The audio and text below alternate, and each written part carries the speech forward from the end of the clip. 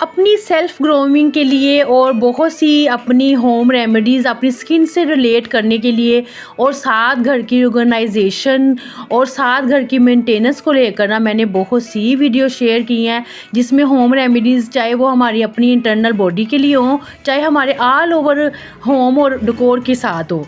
तो बस आज जो मैंने आपके साथ ना वीडियो शेयर करनी है, एक हस्बैंड और वाइफ का रिलेशन। और आज कोई भी रेमेडी भी नहीं है, कोई भी आपके साथ टिप और टिप्स नहीं मैंने आप शेयर करनी। बस आज बहुत अच्छी अच्छी बातें शेयर करूंगी। अगर आपको वीडियो में साथ रहेंगे तो फिर ही आपको मज़ा आएगा। तो welcome back to my channel. अस्सलाम वालेकुम, क्या हाल चाल है सबका? उम्मीद है सब खैरियत से होंगे। शोहर जो है ना उम्र के किसी भी हिस्से में चला जाए ना, बीवी जो है ना उसको एज अ गर्ल फ्रेंड के तौर पर ही चाहिए होती है। उसके लिए सजना संवरना, उसके लिए ये ज़रूरी नहीं है कि आप महंगे से महंगे कपड़े पहनो या महंगे से महंगे प्रोडक्ट इस्तेमाल करो। अपनी सेल्फ़ ग्रूमिंग के लिए ना अपने लिए एफ़र्ट करनी ही चाहिए। आजकल की लड़कियां जो है ना घर गृहस्थी में डल के ना इतनी ही ज़्यादा लापरवाह हो जाती हैं, तो इसकी वजह से बहुत से नेगेटिव रीज़न्स होते हैं। हाँ, ये एक बहुत बड़ा प्रॉब्लम जो हमारे फैमिली में बहुत ज़्यादा है। जॉइंट फैमिली में जो हम रहते हैं ना, हम बहुत सी चीज़ों की वजह से ना बाउंड होके रह जाते हैं, जिसकी वजह से हमारा जो रिलेशनशिप है ना काफ़ी जो है ना थोड़े से क्रिटिकल कंडीशन में भी जाता ही है। अल्लाह ताला ने मियाँ बीवी का रिश्ता ऐसा ही बनाया है ना कि इतना खूबसूरत और इतना स्ट्रॉन्ग बनाया है कि हम इसके लिए उसकी नीड का ख्याल रखें, उसकी पसंद नापसंद का ख्याल रखें। ज़ाहिर है जब बच्चों में पड़ जाएँ तो बहुत सी ऐसी चीज़ें होती हैं जो हम ना अपने आप पे इग्नोर करना शुरू कर देते हैं। हालांकि हस्बैंड को तो अपनी वाइफ वैसी ही चाहिए जो वो जब वो इस घर में आई थी। एज अ हाउस वाइफ ना एक औरत के लिए कोई भी चीज़ नामुमकिन नहीं होती। जैसे अपने लाइफ पार्टनर को अपना बनाना, उस पर एतमाद में लेना। एक समझदार औरत बहुत अच्छे तरीके से ये जानती है कि उसने अपने शोहर को कैसे एतमाद में लेना है, वो कौन सी मिस्टेक है जो उसने नहीं करनी, या अपनी लाइफ की कुछ चेंजिंग करके ना अपनी मैरिज लाइफ को बहुत बेहतर से बेहतर बना सकती है। ख़ास तौर पे जॉइंट फैमिली में रहने वाली जो बहनें हैं ना, वो बहुत सी ऐसी मिस्टेक करती हैं जिससे उनकी जो आसपास के रहने वाले लोग मौजूद होते हैं ना, वो हमेशा ही इस आग ताक में रहते हैं कि इनकी घर को ख़राब किया जाए। और जब आपका घर ख़राब हो जाता है ना, तो ये जो लोग हैं ना दूर दूर तक कहीं नज़र नहीं आते। जब हम लोग जॉइंट फैमिली में रह रहे होते हैं ना, तो हर कोई ना इसमें ही लगा रहता है कि कोई ऊंच नीच हो या इनकी आवाज़ आए तो जो भाई बेटा बहन जो है ना ये कहने वाले बने कि देखा तुम्हारी बीवी का रवैया तुम्हारे साथ क्या है। ये हम मौका खुद देते हैं। आप अपने रिलेशनशिप को ख़राब बिल्कुल भी ना करें। अपना लहजा जो है ना इसको धीमा रखें। ये अपने एक्सपीरियंस की बेस पे ही मैं कहती हूँ, क्योंकि जब हम लोग आपस में कोई बात कर रहे होते हैं ना, हम लोग वक्त गुजरने के साथ साथ भूल जाते हैं, मगर ये जो रिलेशन है ना जॉइंट फैमिली में, ये बातें बहुत ही इशू की जाती हैं। तो कोशिश करें जो बात है ना आपके रूम में हो और रूम से बाहर आवाज़ ना आए। आजकल एक ये बहुत ज़्यादा मसला एक ये भी सामने आ रहा है कि जो लेडीज़ हैं ना अपने मोबाइल में घूम रहती हैं या टीवी ड्रामाज़ में ना मगन रहती हैं। हस्बैंड को ना हमेशा अपने दोस्त बनाना चाहिए। उसको अपना हर मसला, अपनी हर प्रॉब्लम, हर एक चीज़ ना उसके साथ ना डिस्कस करनी चाहिए। और अपने हस्बैंड को सबसे ज़्यादा प्रायोरिटी इस चीज़ की दें कि जब वो आए ना तो उसको इस चीज़ का अहमियत का एहसास दिलाएँ कि वो सिर्फ आप ही हो। मगर बाज़ लेडीज़ की आदत होती है कि वो उस टाइम अपने बहन भाइयों के साथ फ़ोन पे लगी होती हैं या फिर वो ना फ़ोन का इस्तेमाल कर रही होती हैं।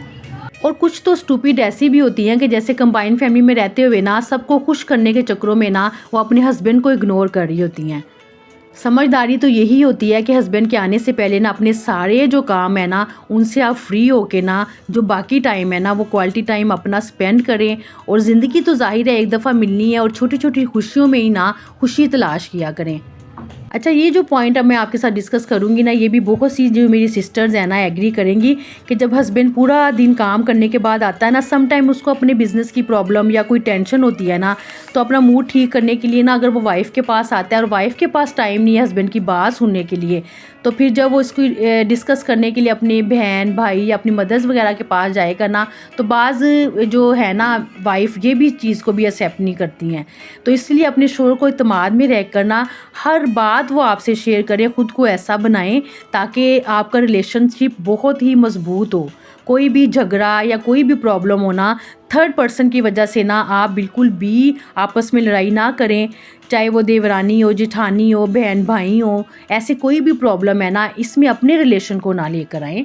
ये गलती आपने बिल्कुल नहीं करनी कि थर्ड पर्सन की वजह से ना अपना रिलेशन को ख़राब ना करें। देखिए, जब शोहर को आप टाइम देंगी, तवज्जो देंगी, उनकी बात को सुनेंगी, उनके एहसास, उनकी फीलिंग को समझेंगी ना, तो आपका रिलेशन बहुत ही मज़बूत होगा। केयर करने वाली वाइफ हर हस्बैंड को ना बहुत पसंद होती है। अपने मसाइल को बाहर कहीं या अपनी ज़रूरत को पूरा करने के लिए अगर या शेयर करने के लिए अगर हस्बैंड को कोई और प्लेस पे जाना करे ना, दैट्स इज़ नॉट फेयर। लड़ाई झगड़ा करना या दूसरों की बातों को, जैसे बाज़ की आदत होती है कंबाइंड फैमिली में रह करना, रात को जब शोहर ने आना है ना, अपने पूरे दिन की स्टोरी अपने हस्बैंड को सुनानी है। आपको पता है कि हस्बैंड भी इस चीज़ से ना इरिटेट होते ही हैं। अच्छा, मसला इस पॉइंट पे नहीं आता कि आपका हस्बैंड आपसे मोहब्बत नहीं करता।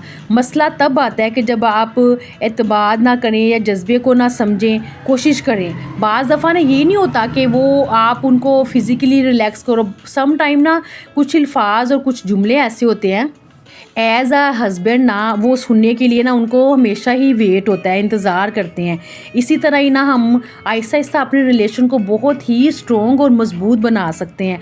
इसीलिए हस्बैंड को जो बातें उनको पसंद है उसके बारे में कहें, उनको मोटिवेट करें। ज़ाहिर है वही एक घर का पिलर है जो घर को एक स्ट्रॉन्ग तरीके से लेकर चल रहा होता है। ये फीलिंग एक औरत होने के नाते से, या मैं खुद बहुत पर्सनली इस चीज़ को समझ सकती हूँ, क्योंकि एक सेपरेट फैमिली में जब हम रहते हैं ना, तो वो तो फिर एक दूसरे को अंडरस्टैंड करके ही चलता है बंदा। मगर जब जॉइंट फैमिली में रहते हैं ना, तो बहुत से इशू, छोटी छोटी सी बातों को, हाँ, मगर मैं ना इस पॉइंट पे एक औरत होने के नाते से ये भी कहूँगी कि सम टाइम जब हम अपना एटमॉस्फेयर हमारा चेंज होता है ना, हर घर का एक लिविंग स्टाइल होता है। जब हम चेंज करके एक फैमिली में आते हैं ना, तो एक जो लड़की है ना, उसको भी थोड़ी सी स्पेस देनी चाहिए ग्रो करने के लिए, उसको अंडरस्टैंड करने के लिए। सब रिलेशन को, ये नहीं है कि सिर्फ एक हस्बैंड होता है, उनके साथ जुड़े हुए सब रिलेशन, जैसे सास ससुर हो गए। देखिए, हमारे इस्लाम में तो ये चीज़ है ही नहीं कि जो एक वाइफ़ है ना, अपने जो हस्बैंड के माँ बाप की खिदमत करे या उनको टाइम से खाना दे या उनके सारे काम करें। हमारे इस्लाम ने तो बहुत सी आसानियाँ की हैं, मगर आजकल के मॉडर्न दौर में ना, पहले हमारा जब वक्त था ना, तो हमने अपनी मदर्स को भी देखा कि वो अपने जो ब्लड रिलेशन के अलावा जो उसके इन लॉज के रिलेशन है ना, सबको बहुत अच्छे से मैनेज करके चल रही होती हैं। मगर हम जब देखकर उसी चीज़ को फॉलो करते हैं और हम अपने जो सास ससुर को एज अपने फादर मदर के तौर पे लेकर चलते हैं और अपनी तरफ से अपना बेस्ट देने की कोशिश करते हैं। वक्त गुजरने के साथ साथ ना, आजकल इतना एडवांस दौर हो गया है और मीडिया ने इतना ही लड़कियों को एडवांस कर दिया ना, आजकल की लड़कियां मोस्टली यही कहती हैं कि कोई ऐसा रिलेशन हो ही ना, सास ससुर भी कहीं नज़र ना आए, हम सेपरेट रहें। इवन कि मैं तो पर्सनली ये कहूँगी, ये जो रिश्ते हैं ना, ये तो बरकत का बायस भी बनते हैं और हर चीज़ में हमें हेल्प आउट भी करते हैं, हमारी मुश्किलात में हमारे साथ होते हैं। ये नहीं होता कि हम मुश्किलात में कोई फाइनेंशियल मदद कर लें, नहीं, मुश्किलात में अच्छे बोले गए अल्फाज और हिम्मत देने वाले जो अल्फाज हैं ना, इंसान को बहुत आगे तक ले जाते हैं। आपको पता है कि पैसे का कम होना या हालात का तंग होना, ये तो अल्लाह की तरफ से होता है, मगर कम में ज़्यादा बरकत डालना, ये तो मेरे सोने रब की तरफ से ही होता है। आपको मेरी आज की वीडियो कैसी लगी, आपने मुझे फ़ीडबैक में ज़रूर बताना है। अगर ऐसी वीडियोज़ आपको पसंद है तो मैं ज़रूर शेयर करूँगी। खुश रहें, खुशियाँ बांटें, अपना बहुत सा ख्याल रखें। अल्लाह हाफ़िज़।